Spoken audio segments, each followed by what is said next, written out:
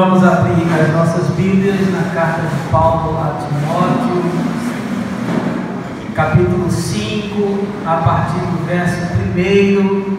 Eu vou fazer a leitura usando a versão King James. Diz assim o texto: Não repreendas o idoso com aspereza, mas admoesta-o como ao pai, bem como aos jovens como a irmãos, as mulheres idosas como a mães, as jovens como a irmãs, com toda pureza. Tratai com toda atenção as viúvas que de fato são necessitadas de ajuda.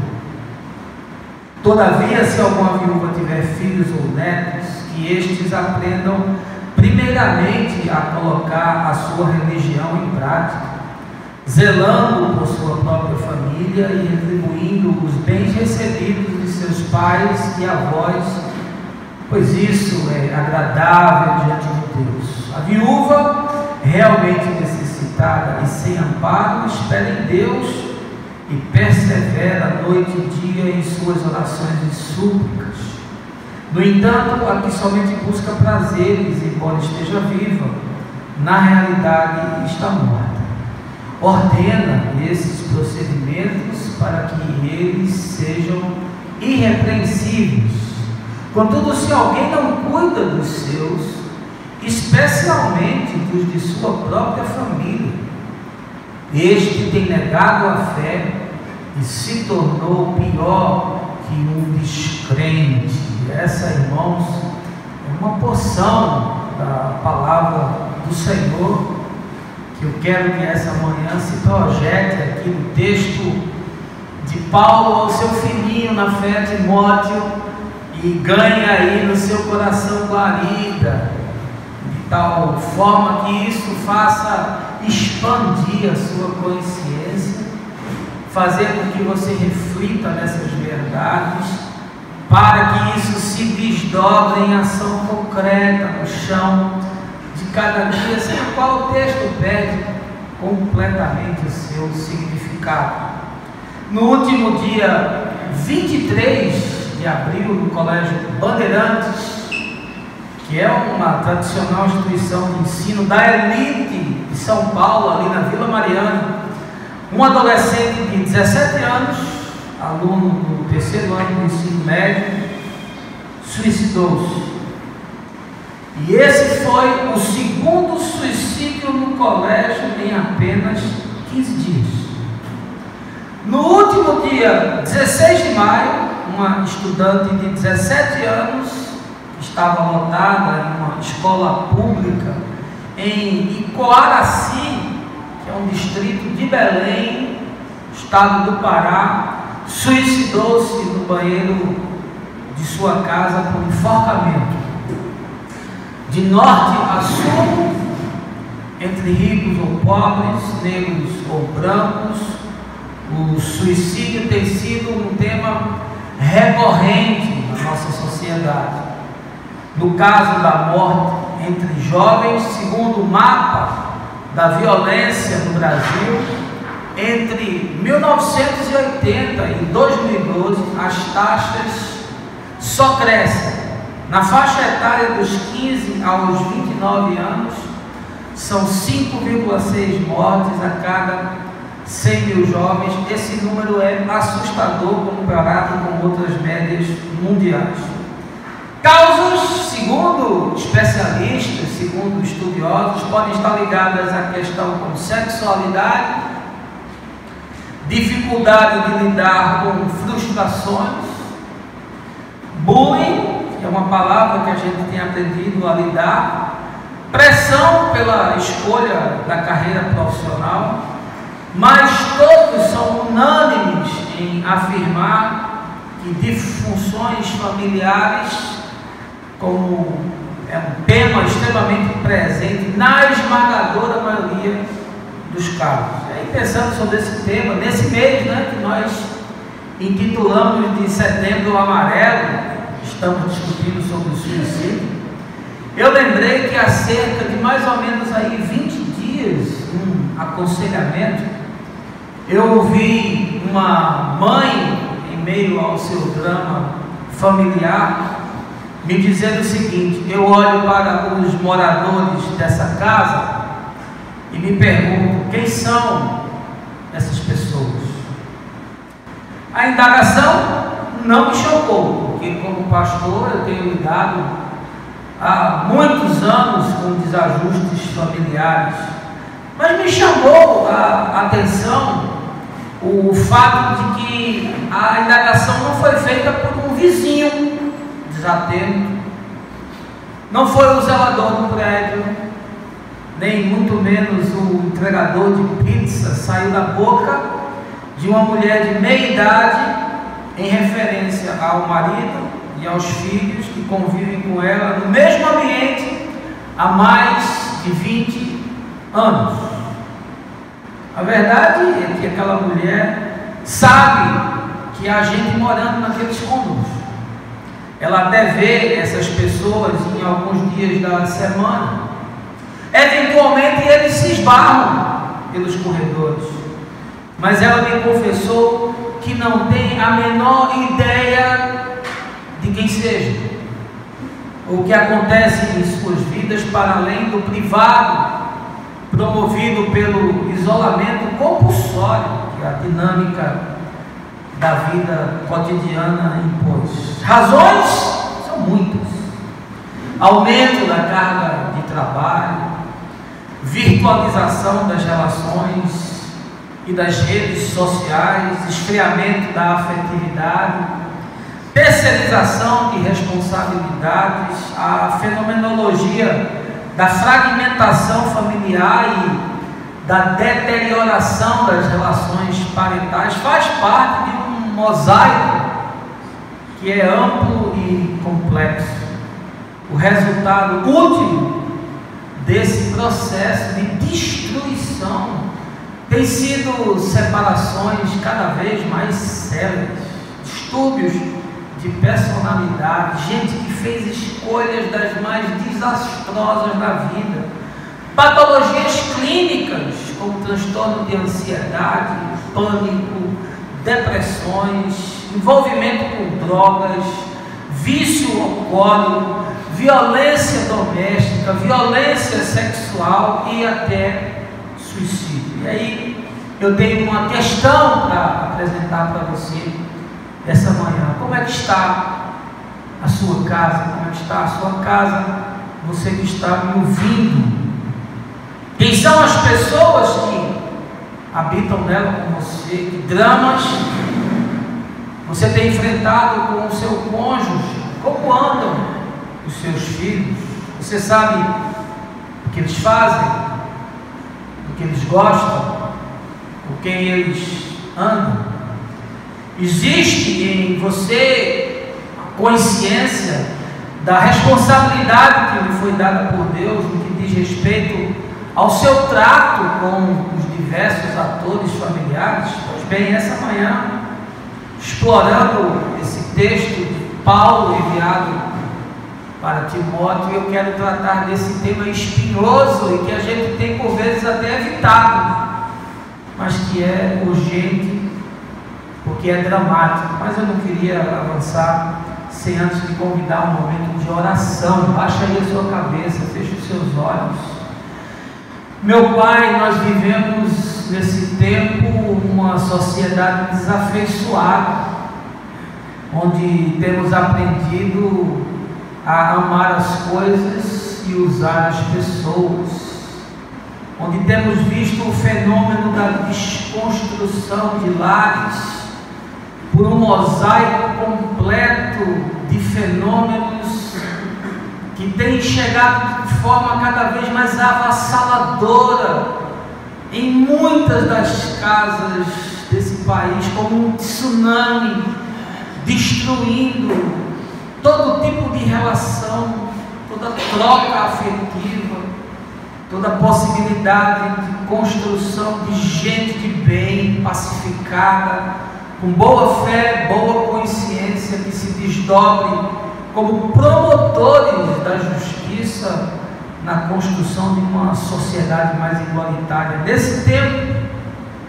tão difícil e tão dramático que estamos vivendo, eu te peço que a Tua palavra nos alargue em coração e consciência, nos contriste, nos leve ao arrependimento e à confissão, sem os quais nada pode acontecer como desdobramento, porque diz a Tua palavra: aquele que confessa e deixa alcançará a misericórdia. Dá-nos a Tua paz, com o perdão dos nossos pecados essa manhã, no nome de Jesus. Amém. Carta de Paulo ao seu filho na fé, Timóteo, foi escrita ali no norte da Macedônia, cidade de Filipos. Eu estive ali em Filipos, nas ruínas, em Hierápolis do lado, provavelmente em 64 depois de Cristo.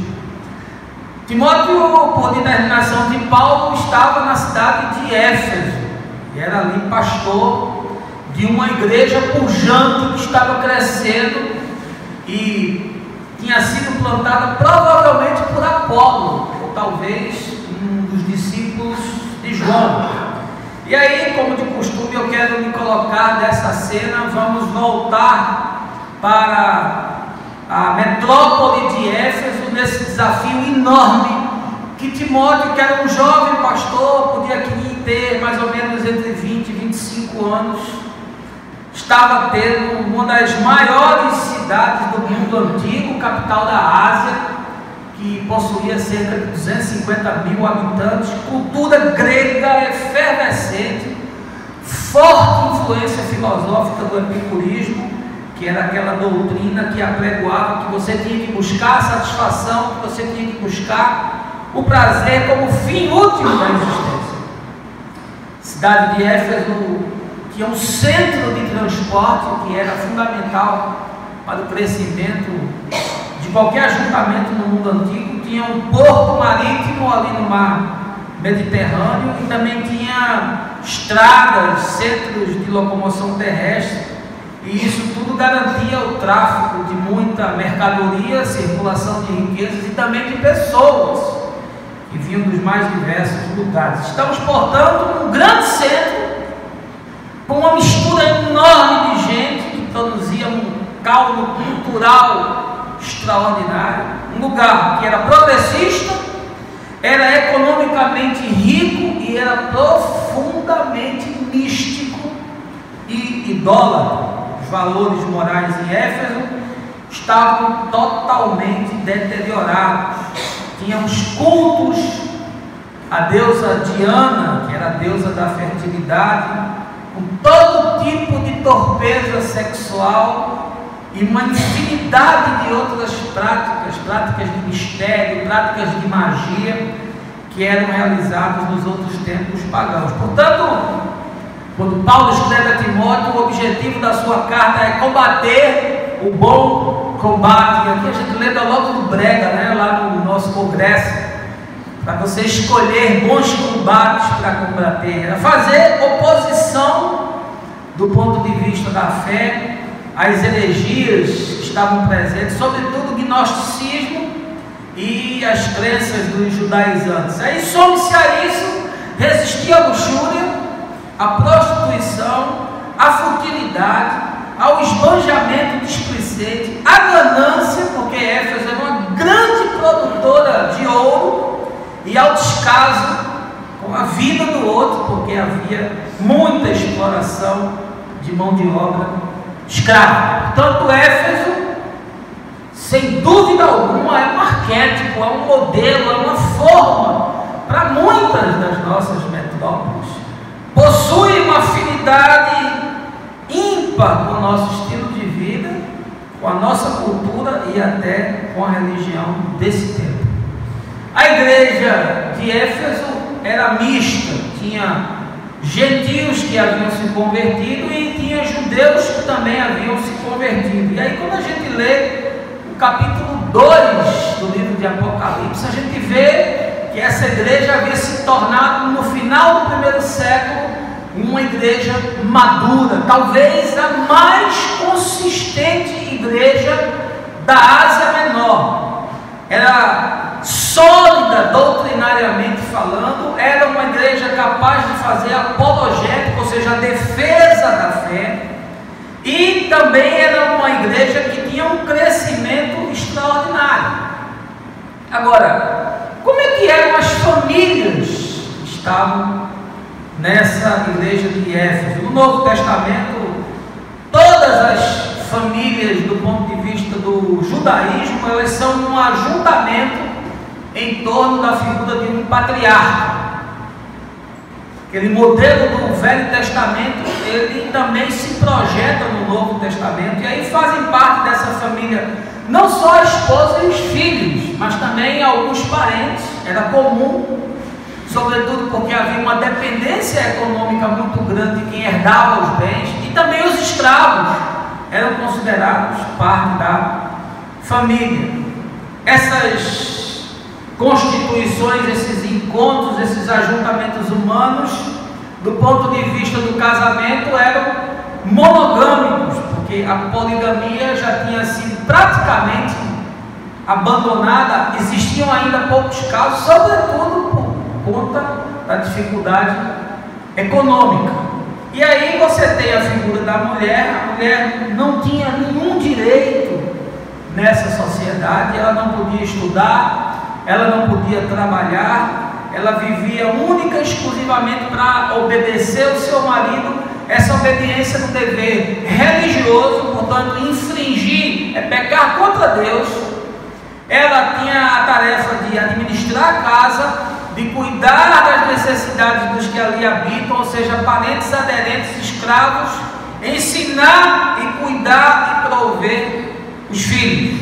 Aos homens, todo o resto. Podiam estudar, podiam desenvolver uma profissão, podiam trabalhar e assim detinham o poder econômico de sustentação, e podiam realizar também atividades do ponto de vista religioso, o que para as mulheres era vetado. E quando a gente olha para Jesus, e às vezes a gente faz uma leitura displicente e não se percebe disso, nos seus dias, ele fez uma série de ajustes nessas questões ligadas à família e foi de encontro às tradições de Israel. Primeiro, ele restabeleceu o quarto mandamento, que diz: honra a teu pai e a tua mãe, e ele estendeu esse cuidado não só do ponto de vista dos salamaleques e da prestação da obediência do ponto de vista não prático, mas ele levou ao entendimento de que era preciso cuidar, de que era preciso cuidar da saúde, de que era preciso prover moradia,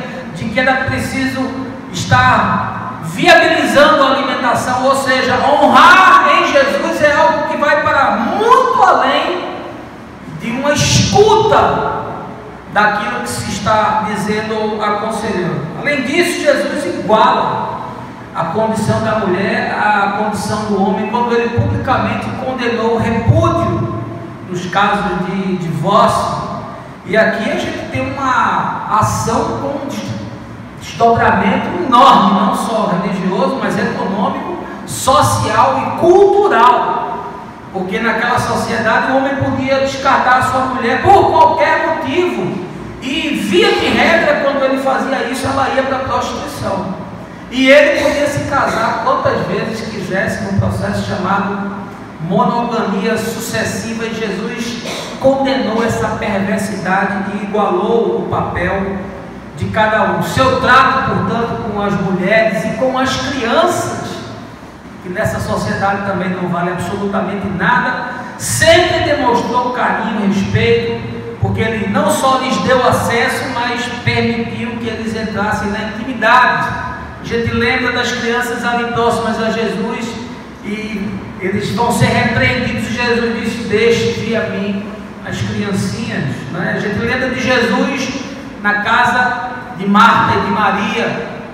A gente lembra de Jesus lidando ali com a mulher samaritana e discutindo religião com ela, que era uma coisa impossível de acontecer, um rabino discutir com uma mulher, e uma mulher samaritana. Então é impensável. Portanto, quando Paulo e os apóstolos vão escrever qualquer coisa que diga respeito a orientações familiares, ele sempre está olhando para a perspectiva do que Jesus viveu, do que Jesus encarnou, do que Jesus ensinou. ensinou e isso se torna a referência. Portanto, quando nós lemos esse texto aqui da Epístola de Timóteo, nós não estamos apenas vendo valores que dizem respeito à cosmovisão desse mundo, nesse recorte e nesse tempo. Não.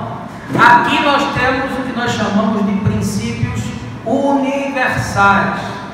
Essa é uma doutrina que se projeta para além dessa geografia e desse tempo e chega certamente até os nossos dias.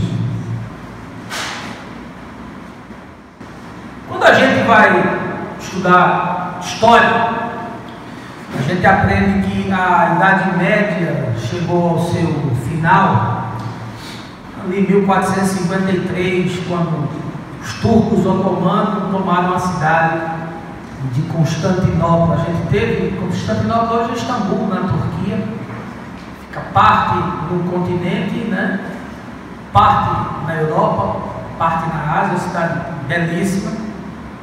E aí, durante 8 séculos, que foi mais ou menos o tempo que durou a Idade Média, que ele foi um período que os estudiosos, sobretudo os historiadores, costumam chamar de Era das Trevas. Sobretudo porque ela patrocinou obscurantismo intelectual, decadência econômica, declínio moral, uma profunda crise de natureza religiosa. Aí, quando a idade moderna irrompe, quando há essa queda de Constantinopla e se apresenta um novo tempo, há uma expectativa de que o mundo iria se tornar um lugar imensamente melhor, lugar onde as pessoas encontrariam a paz, a justiça, a igualdade, que os povos iriam deixar de guerrear, que as famílias iriam ser mais sólidas. E aí vem a Renascença, século XIV.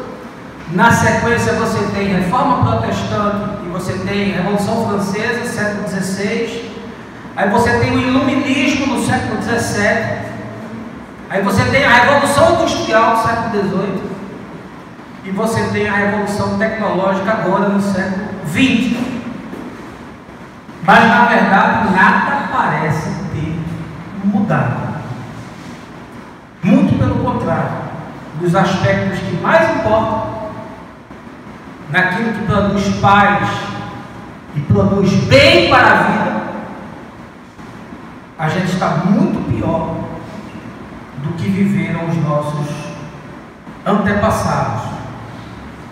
Do ponto de vista da família, a situação é dramática. Há um sociólogo chamado Charles Melman que diz que fica chocado de que antropólogos, de que historiadores e que sociólogos não se interessem por esse tema.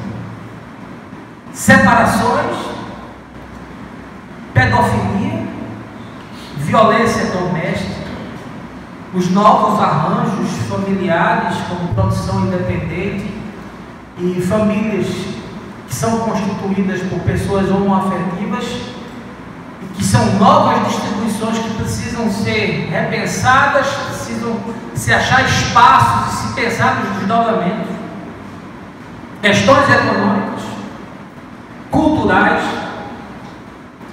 psicológicas, tecnologia desenfreada, isolando as pessoas, violência urbana, trabalho e carreira como sendo o único objetivo de vida, status social, bullying, revolução trabalhista, revolução feminista, a morte que nós constatamos da tradição colonial e patriarcal, o modelo exaurido judaico-cristão, a falência da constituição de família dentro dos moldes do cristianismo, situação escola, família, Estado, a morte da afetividade, que a gente chama de nova glaciação, Agora a glaciação do lado de dentro, lembrando as palavras de Jesus de que o amor se esfriaria, virtualização do mundo, compartimentação das relações, são mundos dentro da casa, porque agora é cada um no seu quadrado.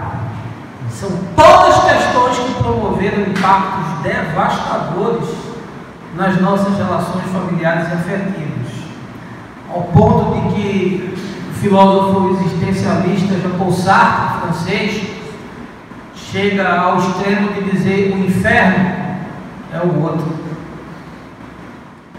Será que na sua casa o inferno é o outro? O inferno é a sua mulher? O inferno é o seu marido? O inferno é a sua sogra? Bom, nesses casos eu vou até abrir o precedente. O inferno é o seu avô, a sua avó, é o seu tio que mora com você. O inferno são os seus filhos. Ou o inferno são os seus pais. O que é que você tem feito pela sua família? E sobretudo você compreende que Deus lhe deu uma responsabilidade sobre essas pessoas. Cazuza, nosso poeta contemporâneo, fala de solidão a dois, e eu vou além, eu falo de solidão em casa cheia. Um monte de gente dentro de uma residência que não tem qualquer ligação com o outro. Eles moram no mesmo espaço, possuem o mesmo sobrenome, partilham as mesmas coisas, herdaram as mesmas características genéticas, mas vivem escondidos em seus quartos, cada um no seu mundinho, cada qual trancado e isolado por paredes, não só de cimento ou de gesso, mas paredes de desamor. Eu queria voltar ao texto, a mensagem é expositiva, e queria ver com você quais são os fatores que tornam os nossos lares ambientes compartimentados, que tem feito com que muitos se sintam sós, ainda que a casa esteja absolutamente cheia. Volte aí a 1 Timóteo capítulo 5.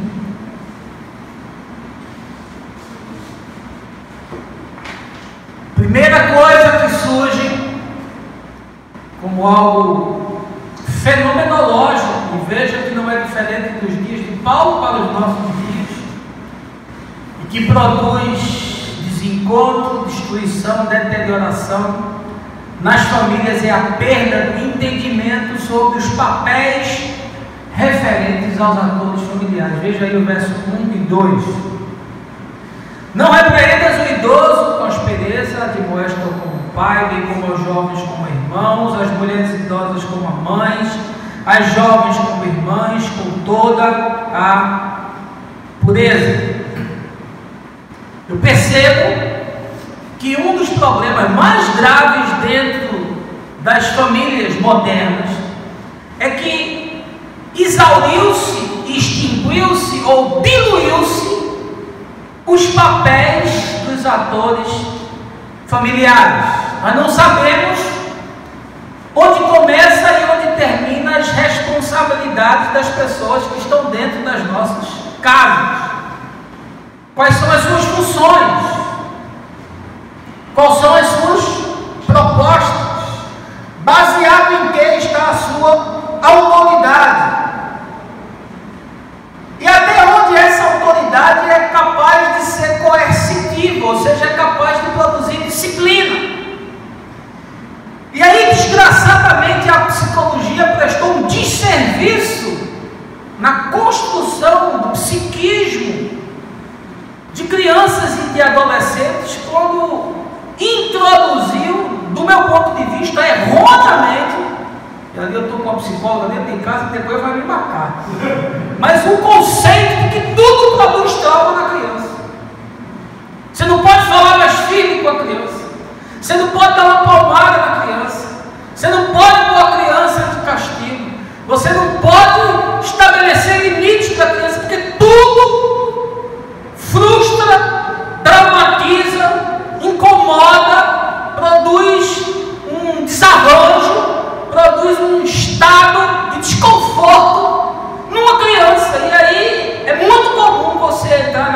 de alguém e vê que o centro daquele ambiente é a criança.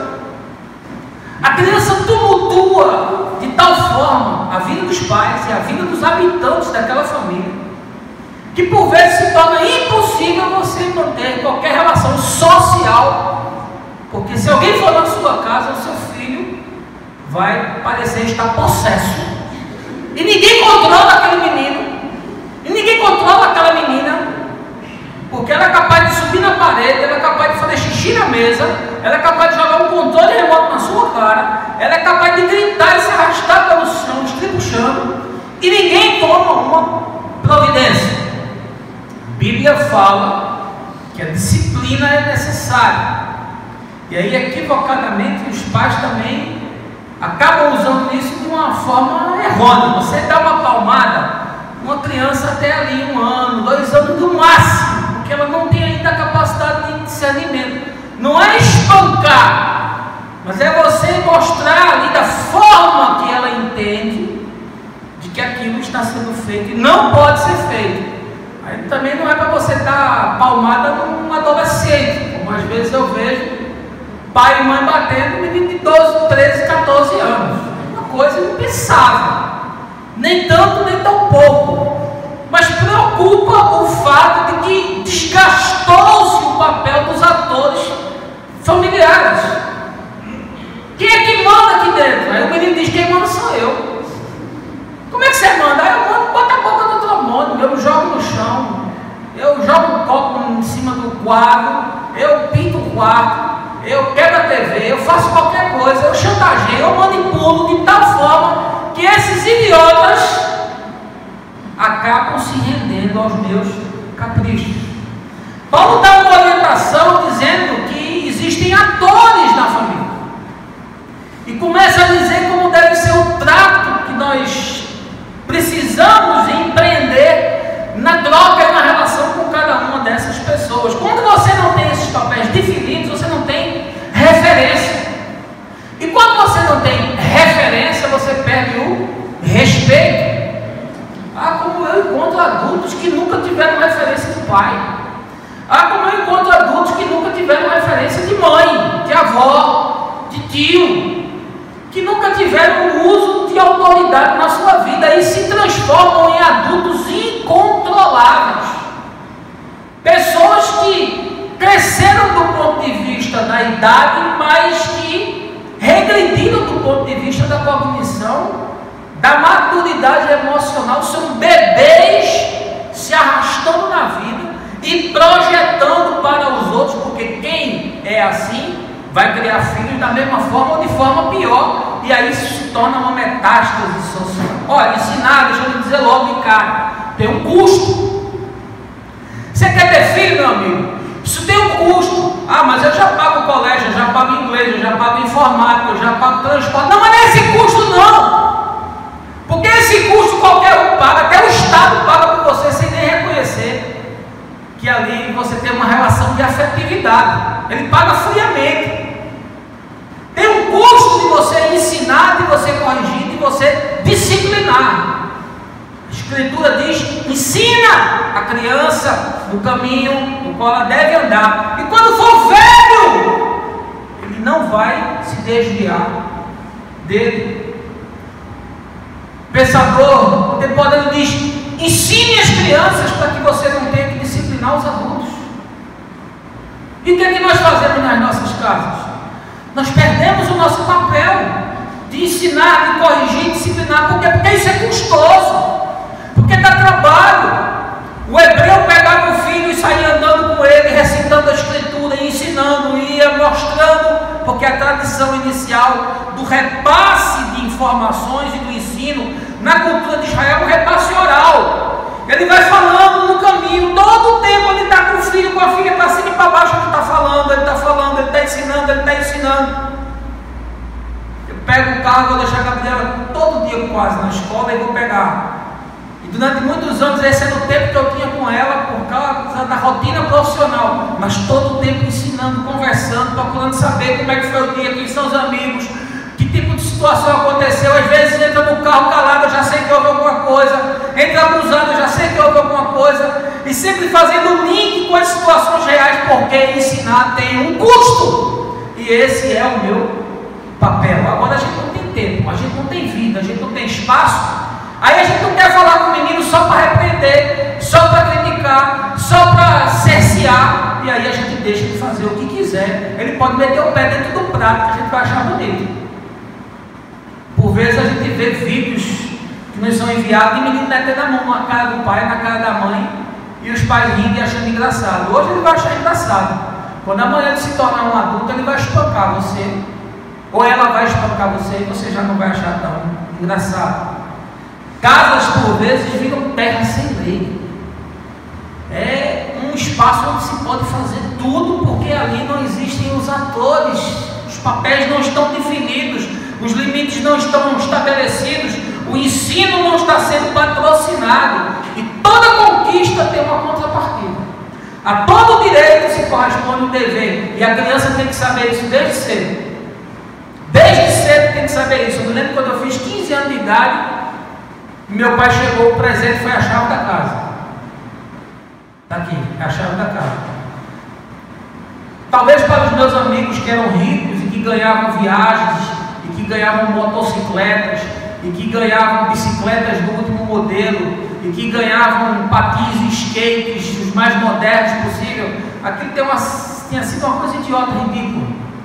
Mas para mim, eu sabia o quão aquilo era importante, porque eu sabia a responsabilidade que existia em ter a chave daquela casa, em poder abrir e fechar na hora que eu quisesse, porque eu fui ensinado dessa forma. Quem são os atores na sua casa? Qual é o seu papel dentro de casa?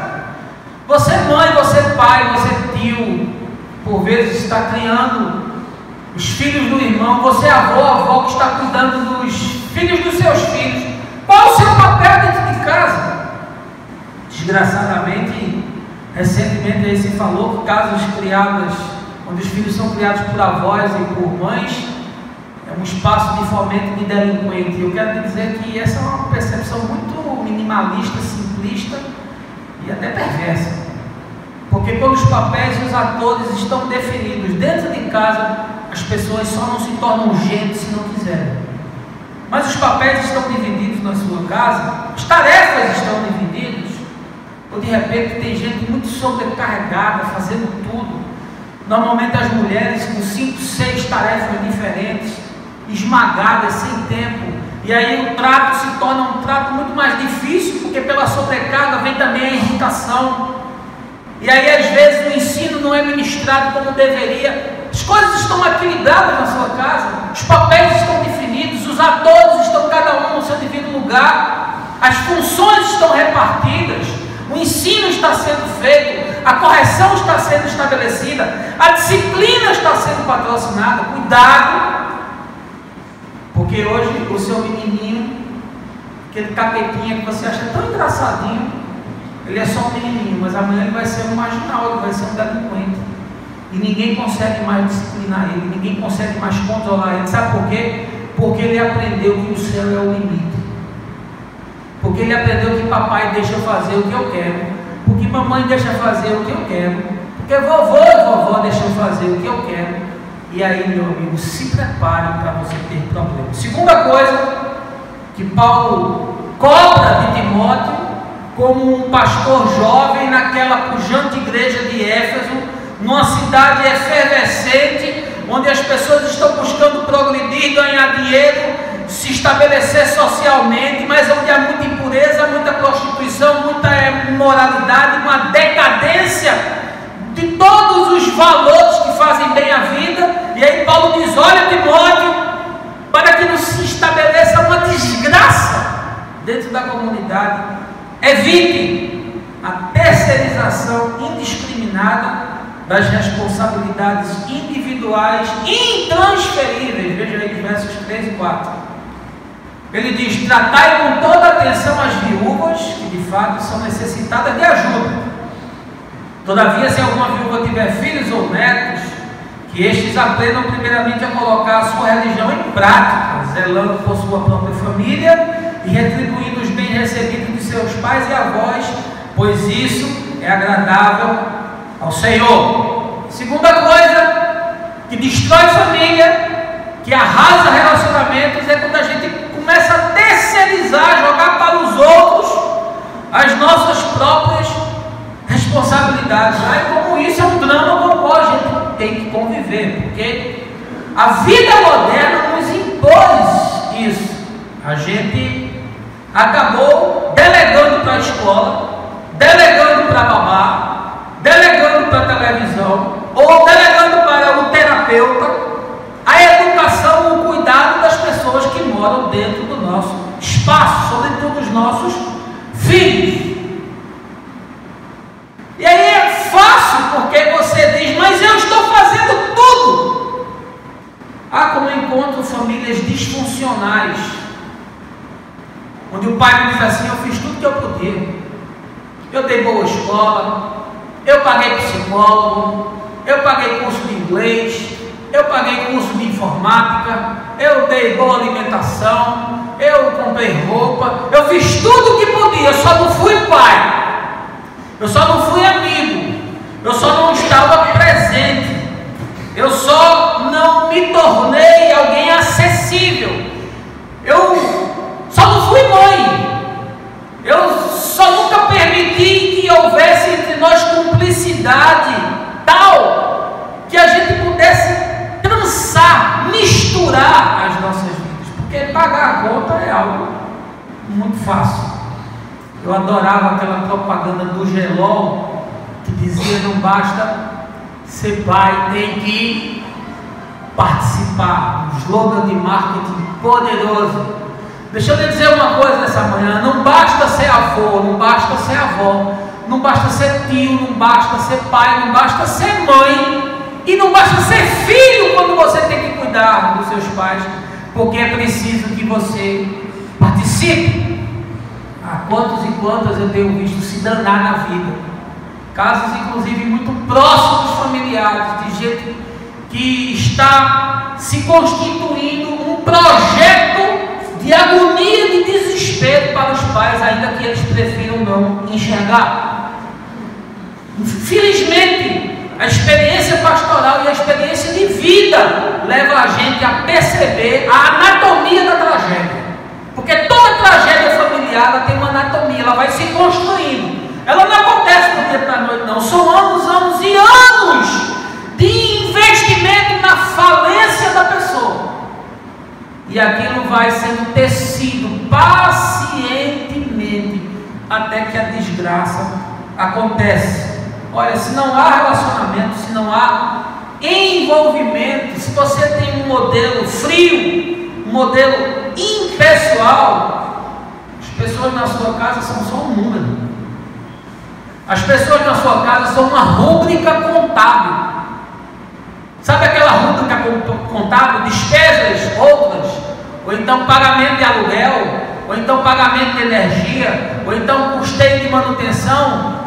Talvez na sua conta existencial esteja lá filhos, pais, mulher e marido como uma rúbrica contábil, porque é só uma relação financeira, elas só representam despesa e problema, mas não há troca, não há envolvimento, porque você terceirizou a sua responsabilidade. Deixa que o colégio ensine, deixa que a faculdade vai ensinar, deixa que a televisão é que vai se tornar um mentor. Que tragédia, que desastre está sendo preparado para acontecer. Cuidar das pessoas, conforme Paulo está falando, é uma questão de religião. Vejam o que ele diz, é muito forte, que essa religião tem que ser colocada em prática pelos netos ou pelos filhos, cuidando da viúva. Ou seja, ele diz, olha, essa gente tem que acolher, tem que se responsabilizar, tem que cuidar, não dá para você jogar isso em qualquer canto, nem dá para terceirizar isso não. E ele diz que isso é uma prática religiosa. Como tem gente que adora vigília, que adora reunião de oração, de doutrina, de estudo, que participa da ciranda da igreja fábrica, mas que não se envolve com as pessoas. E sai jogando para um, para outro. Pega o filho, joga na casa de qualquer um, pega a filha, joga em qualquer lugar. Ela sai para passar o final de semana, você não sabe para onde, com quem. E depois acontece o que aconteceu naquela tragédia aqui, daquelas duas moças lá em Porto de Galinha, que foram violentadas e assassinadas. Os pais não sabiam nem onde estavam. Que desgraça. E quantos e quantas eu tenho visto, às vezes, indo buscar filho em delegacia, em clínica de aborto, quando não encontra morto no meio do asfalto, porque estava junto com quem não devia, e o carro capotou, estava todo mundo embriagado, doido, cheio de maconha, cheio de cocaína na cabeça, morre todo mundo. Meu amigo, não dá para você terceirizar isso não. Não dá para você terceirizar o papel não. Paulo diz, olha, deixa que eles cuidem.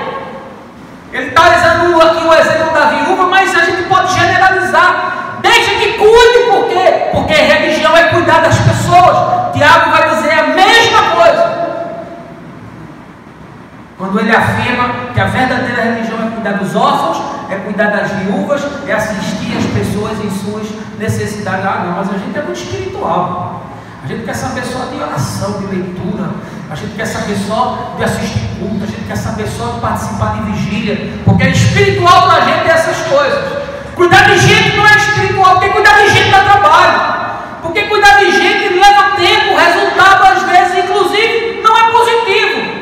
Porque nada garante que você vai fazer tudo que deve ser feito por seu filho e ele vai se tornar uma pessoa de bem. A única coisa que vai acontecer nesse caso é que você provavelmente deita e dorme em paz. Porque você diz, eu fiz o que era possível, mas ainda assim ele tomou as suas próprias decisões. Ah, como tem gente jogando criança em creche, jogando no inglês, jogando no futebol, jogando no balé, jogando na computação. Ah, como tem filhos adultos jogando velho em asilo, depósito humano, casas de tortura, o sujeito fica pedindo para morrer, para ser levado. Ah, como tem gente que não visita pai e mãe, os velhos ficam lá jogados a vida toda, esquecidos. Às vezes é um tio, é uma tia que foi decisivo na sua educação, participou da sua vida, te ajudou inclusive a pagar a sua escola e você esqueceu, negligenciou, não faz mais parte, não tem nada a ver comigo. A minha família é só nuclear. A gente esquece das pessoas. E aí eu fico me perguntando, o que será que os nossos filhos vão fazer com a gente quando a gente ficar velho? Se os seus filhos fizerem com você o que você fez com eles, você vai estar satisfeito? Eles podem fazer com você o que você fez com eles. Honra pai e mãe, diz a Escritura, porque a gente precisa melhorar os nossos pais em nós. Sabe como é que você honra? Se torna uma pessoa melhor. Ah, meu pai era um bruto, meu pai era um homem áspero, minha mãe era uma mulher seca, minha mãe era uma mulher evasiva, minha mãe era uma mulher da noite, da vida, era uma mulher dos programas, dos bares. Meu pai era um homem que só pensava em dinheiro, em curso, em pós, em crescer, em carreira, em promoção. Essa gente nunca cuidou de mim. Ótimo, essa é uma grande oportunidade de você melhorar eles em você, e você cuidar deles, e você tratar com eles, e você honrar eles, para que os seus filhos possam, olhando para isso, um dia honrar e cuidar de você. Se você não tem tempo para os seus filhos, e se você está terceirizando as relações dentro da sua casa, cuidado, porque o traficante tem tempo para isso. Cuidado, porque os amigos do uísque, da coca, da maconha, dos furtos e dos crimes, eles vão ter tempo para o seu filho. Cuidado, que a meninada que vive aí na prostituição vai ter tempo para o seu filho. Cuidado, que o agiota vai ter tempo para ele. E aí você pode ter uma surpresa terrível. Não terceirize também a sua relação com o seu cônjuge, não, porque o Ricardão tem tempo para ela. Porque a Ricardona vai ter tempo para ele. Não terceirize, não. Ache tempo na sua agenda. Não jogue a sua vida apenas num balde, onde ganhar dinheiro se tornou a única máxima possível, porque o resultado pode ser desastroso. Em terceiro lugar, Paulo recomenda a Timóteo que ele tenha muita atenção e cuidado, porque a negligência convergência com a dimensão do sagrado e a deteriorização da espiritualidade coletiva produz famílias doentes. Veja aí versos 5 e 6. Viúva realmente necessitada e sem amparo espera em Deus, persevera noite e dia em suas orações e súplicas. No entanto, a que somente busca prazeres, embora esteja viva, na realidade está morta. Paulo está usando aqui o exemplo da viúva, mas nós podemos fazer uma apropriação de que o que ele está tratando aqui é da dinâmica, da dimensão do sagrado dentro da nossa casa e daquilo que nós podemos chamar de espiritualidade coletiva. E aqui cabe uma pergunta: quem é o Deus da sua casa? Quem é o Deus da sua casa? É o dinheiro o Deus da sua casa? É a sua profissão o Deus da sua casa? São os seus confortos, as suas conveniências o Deus da sua casa? São as tecnologias modernas? Você fica ali em Netflix com um grande telão no seu quarto, com ar-condicionado 16 graus, controle remoto, e o fogo está aí do lado, e os seus filhos se comendo, e sua mulher em crise, e seu marido desesperado com problema, e você está ali com seus confortos. São as viagens. Você vive em função de fazer uma viagem. Se você não fizer uma viagem, você enlouquece. Se você não for para a Europa, você endói. Se você não for para os Estados Unidos, você se frustra, porque você vive em função de, às vezes, até inclusive deixar a realidade objetiva para viver na ilha da fantasia. Não tem jeito que fez de viajar o motivo de existir. São os prazeres. É o Deus na sua casa. E deixa eu fazer uma pergunta mais aguda: a sua vida espiritual inspira as pessoas na sua casa? Seus filhos, quando olham para você, dizem: eu queria ser como papai, queria ser como mamãe, eu queria ser como vovó, queria ser como vovô, queria ser como meu tio, porque eu vejo que ele tem uma envergadura, ele tem uma força, ele tem um centro de gravidade espiritual, e quem tem, você olha e logo você percebe. Você inspira as pessoas na sua casa? Você está preocupado com a dimensão do sagrado da porta para dentro, ou você está dizendo assim: deixa eles seguirem o caminho que eles quiserem, deixa eles escolherem a religião que eles quiserem, deixa eles viver do jeito que eles quiserem? Curioso que você não fez isso com um estudo formal, né? Você botou no colégio, você pagou, você mandou ir, você cobrou, você mandou fazer curso de aperfeiçoação, mandou fazer inglês, você investiu tudo. Por quê? Porque você imagina que se não fizer isso, ele não vai ter condições de competir num mercado cada vez mais difícil das pessoas se situarem. Agora, o espiritual não, deixa ele escolher o que ele quiser, ele vai quando quiser. Você não tem preocupação de trazer seus filhos para uma escola dominical, você não tem preocupação de que ele se envolva com algum tipo de encontro, que ele tenha a dimensão da sua espiritualidade fomentada. Não, quando ele crescer, ele escolhe. Aliás, eu ouvi isso na minha casa. O meu pai é um católico não praticante e minha mãe uma evangélica pentecostal. Então, minha casa era neurótica em termos de religião até os extremos. E aí minha mãe queria me levar a pulso para a igreja. E meu pai dizia: não, deixa que quando ele crescer, ele decide. Ele escolhe o que é que ele vai ser. Deus teve misericórdia de mim. Eu, com 16 anos, tive meu encontro pessoal com Jesus. Mas, meu irmão, quantos e quantas eu tenho visto que se desgraçaram na vida porque nunca foram ensinados, nunca foram fomentados, nunca foram estimulados, nunca houve um patrocínio da vida espiritual, porque a gente pensa que a realidade da vida é só econômica. A gente se preocupa se o menino vai ter bens. Eu vejo pais que pagam previdência privada para os filhos desde cedo, mas nunca sentaram com eles para ler a Bíblia, nunca sentaram com eles para orar, nunca testemunharam daquilo que Deus tem feito na sua própria vida, dentro da sua casa. Que tragédia, que desgraça, porque ele vai achar que vencer na vida é ter sucesso, é ter dinheiro, é ter bem. E Jesus disse para o jovem rico: vende tudo que você tem, porque o dinheiro se tornou um Deus na sua vida. Se livre disso, porque via de regra a riqueza se estabelece como um trono no coração. São poucas pessoas que se tornaram ricas e são generosas, e são pessoas que entendem que o dinheiro ocupa uma dimensão que fica ali sob controle. Pouquíssimos a sua vida espiritual inspira as pessoas na sua casa. Você ora por eles, você ora pelos seus filhos, você ora pela sua esposa, você ora pelo seu marido. Quando você vê ele em crise, quando você vê ele sufocado, quando você vê ele apertado, quando você vê ela deprimida, quando você vê ela triste, quando você vê que existe problema, ou está cada um trancado dentro do seu quarto. E agora as nossas casas, cada cômodo tem uma TV, né?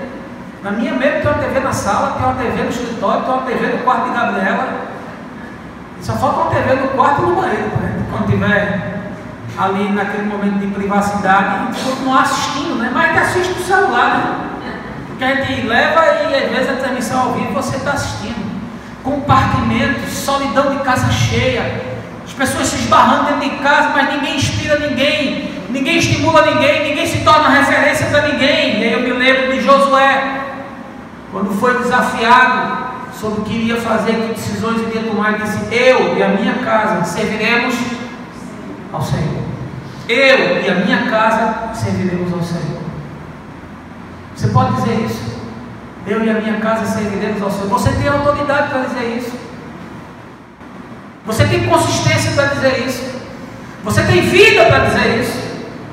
O salmista diz que os filhos são herança do Senhor. Você tem uma responsabilidade espiritual. Olha, Deus não vai perguntar quanto que você ganhava de salário. Ele não vai perguntar quantos imóveis você tem. Ele não vai perguntar quantos carros você teve. Ele não vai perguntar quantas ações de empresas você tem. Mas ele vai perguntar o que é que você fez com as pessoas que ele lhe deu para cuidar. Seu marido, sua esposa, seus filhos, os seus pais, aqueles que estão próximos a você, e você vai dizer o quê? Se você não tem os valores do Evangelho, então quais são os valores da sua casa? Se na sua casa não há perdão, não há solidariedade, não há bondade, não há mansidão, não há domínio próprio, não há verdade, não há transparência, não há equilíbrio, não há honestidade, não há serviço, não há generosidade, não há respeito, quais são os valores da sua casa? O que você entende como espiritualidade coletiva? Qual é a dimensão e qual é a importância do sagrado na sua residência? Quem é Deus para os seus filhos? Quem é Deus para o seu cônjuge? Ah, minha mulher não é convertida. Ah, meu marido não é convertido. Paulo diz na carta aos Romanos que a mulher crente santifica o marido descrente. Ou seja, ele está dizendo que uma pessoa que tem relação com Deus, ela transpira, ela vaza coisa boa do Espírito Santo. E é um testemunho tão forte, tão poderoso que santifica o outro, a tal ponto que a consciência do outro vai sendo transformada e o Espírito vai constrangendo e o compungindo para que ele se torne alguém que vai aceitar e que vai abrir o coração para que a salvação chegue na sua vida. Você sabe o que é maldição hereditária? Essa bobagem, essa idiotice que a igreja abraçou como se fosse um karma espiritual, uma doutrina distorcida e usada para manipular as pessoas. Maldição hereditária é um desdobramento de uma cultura familiar, nada mais do que isso. É a reprodução da cultura, do ambiente, das práticas. E elas vão se tornando cada vez mais recorrentes. Seu tataravô, sua tataravó, aí a cultura foi se replicando para os avós, para os pais, para você, para os seus filhos. É uma transmissão cultural, não é uma maldição espiritual. É ligada às práticas que nós temos, que tudo a gente culpa o demônio, tudo a gente joga para cima.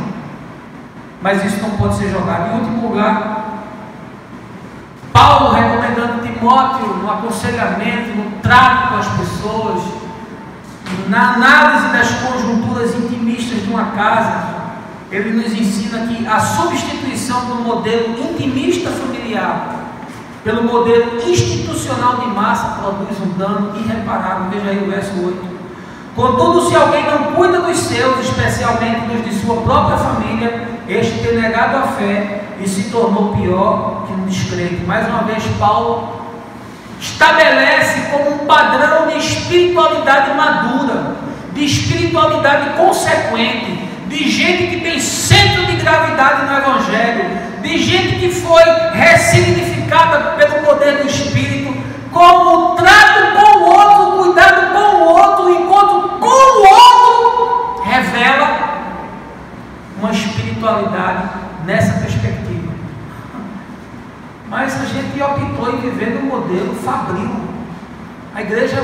indústria que faz boneco em série.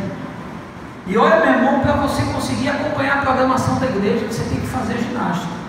Eu chamo de taylorismo evangélico. Taylor é um teórico da administração. E ele fala sobre a gestão dos processos. As igrejas se tornaram indústrias de reprodução e de alienação em série. O sujeito tem uma programação tão violenta, e se ele não se integrar, e se ele não se encaixar, e se ele não estiver ali engajado naquela programação, já é tratado como crente de segunda, ele já é escanteado, ele já é colocado num segundo nível. E isso é tão forte que a gente vai entrando no modelo institucional de massa e a gente vai esquecendo do modelo intimista familiar. Ah, como eu conheço gente que é um sucesso na igreja, é uma tragédia dentro de casa.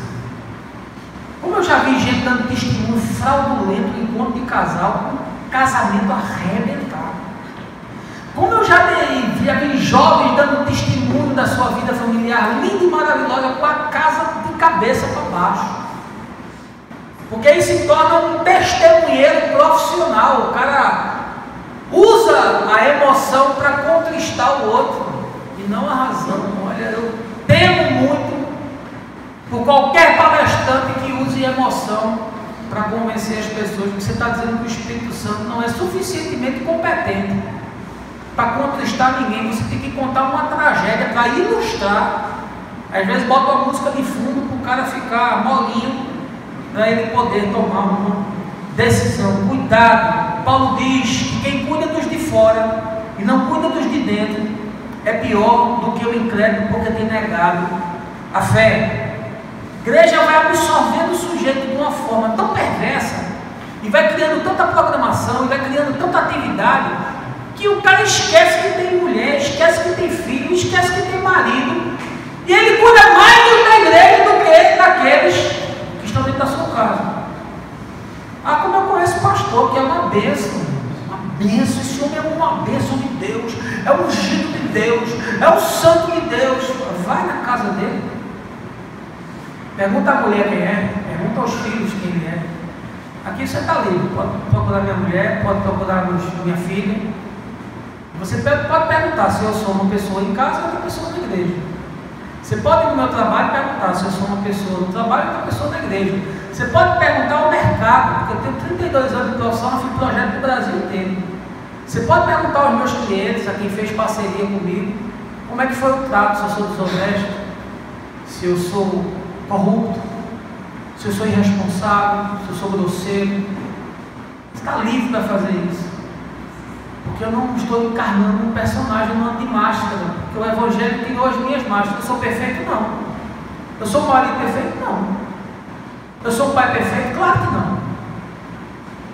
Mas eu tenho buscado me tornar uma referência dentro da minha casa. Eu tenho buscado ser um modelo para aqueles que comigo convivem, de fé, de disciplina, de paixão, de zelo pelo reino de Deus. E Paulo diz, olha, o que cuida do de fora e o que cuida do de dentro, ele foi engolido pela máquina. As pessoas têm mais círculo de amizade com os que fazem parte da igreja do que com os que estão dentro da sua casa. Ele vai sair na sexta-feira, ele chama um irmão, ele chama uma irmã, ele chama um amigo da igreja, do ministério, da célula, e ele não sai com a mulher, não sai com os filhos. A agenda vai sendo alterada e manipulada. Olha, a fé implica o cuidar dos de casa. É curioso como tem gente que sabe todas as doutrinas, mas não sabe ensinar o filho. O cara sabe a Bíblia toda, ele sabe os versículos, ele cita tudo, mas ele não sabe ensinar a filha. Ele não sabe passar isso para os que estão dentro de casa. E aí essas dinâmicas modernas vão roubando o nosso tempo. E aí surge aqui uma questão: quanto tempo você gasta com a sua família? Quanto tempo? Quanto tempo você investe com os da sua casa, seus filhos, sua esposa, seu marido? Quais são as programações que vocês fazem juntos? Vocês viajam juntos? Vocês saem juntos para jantar? Vocês vão juntos para o cinema? Vocês vão juntos no parque? Você proporciona momentos de intimidade, de aproximação, ou está cada um no seu quarto, cada um com a sua agenda, cada um com a sua vida, vivendo uma solidão de casa cheia? Pessoas que estão conectadas a milhares de indivíduos nas redes sociais. Tenho 5 mil amigos, tenho 25 mil seguidores, tenho 100 mil seguidores, tenho no Instagram, tenho 10 mil seguidores. E na sua casa? Não, na minha casa eu não tenho conexão com ninguém. Me conectei com o mundo inteiro e estou desconectado com meia dúzia que mora dentro de casa. Que coisa, que incoerência que a gente tem vivido. Você sabe por quê? Nesse mundo antigo, primeiro e no segundo século, a sociedade foi tão impactada pela igreja, porque eles tinham um modelo familiar sólido. E aí você vê pelos conselhos de Paulo. Aí você vê por aquilo que Timóteo ensinou, porque essa igreja de Éfeso, no final do primeiro século, 36 anos depois dessa epístola, ela tinha se tornado uma igreja madura, porque as famílias estavam centradas, tinham sido construídas de maneira séria, e os frutos sempre aparecem. Eu queria poder pregar muito mais sobre isso, porque esse é um tema que ou não se toca, ou quando se toca vem com uma carga de misticismo, de idiotice, de positivismo, das doutrinas que têm invadido a igreja, de confissão positiva, de coaching, virou uma salada de porcaria, mas ninguém tem interpretado as escrituras com cerne a consciência do Evangelho. E aí eu queria encerrar perguntando a você, como é que está a sua casa, meu irmão? As pessoas que vivem lá, como é que está a sua relação conjugal? Será que você está com uma metástase relacional? Será que você está com uma sexemia conjugal? Será que você está com uma infecção generalizada com seus filhos? A casa de Manfred e de Marisa von Richthofen ia muito bem, até que a filha mais velha, Suzana, junto com os irmãos Daniel e Christian Travinhos, os assassinaram a facada. A casa de Isabela Nardoni, de 5 anos, estava em paz, até que seu pai, Alexandre Nardoni, e sua madrasta, Ana Carolina Jatobá, a atiraram da janela do 6º andar do edifício onde ela morava. A casa de Bernardo Boldrini, de 11 anos, aparentemente não apresentava problemas, até que a sua madrasta, Graciele Ungolini, e seu pai, Leandro Boldrini, lhe deram uma superdosagem de insulina que veio a causar a sua morte. A casa de Luiz Carlos Rugai e Alessandra Troitini estava acima de qualquer suspeita, até que o filho do casal, Gil Rugai, matou a ambos com 11 tiros de revólver. A casa de Marcos Matsunaga, de 41 anos, aparentemente era um ninho de amor, até que a sua mulher, Lise Matsunaga, lhe deu um tiro e depois lhe esquartejou o corpo, colocando os membros dentro de malas de viagem. E aí eu lhe pergunto, como é que está a sua casa?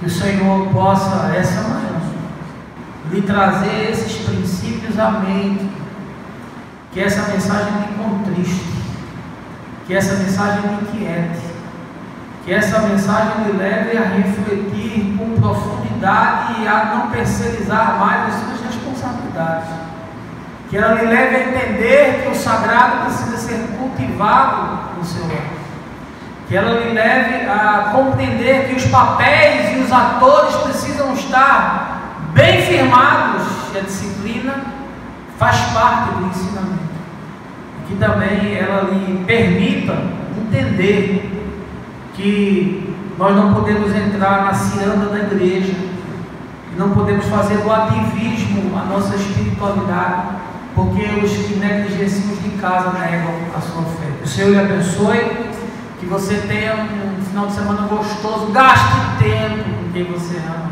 saia com eles, vá para o parque, vá para o cinema. A gente ontem saiu, foi ver um filmezinho muito gostoso, e eu que já estou aqui há 15 dias sem tomar Coca-Cola, tomei ontem, aleluia. Mas vou voltar de novo para ficar sem tomar. Gaste tempo com quem você ama. E aí a gente vai se esbarrando por aí. E o resto eu te falo no caminho. No nome de Jesus. Amém.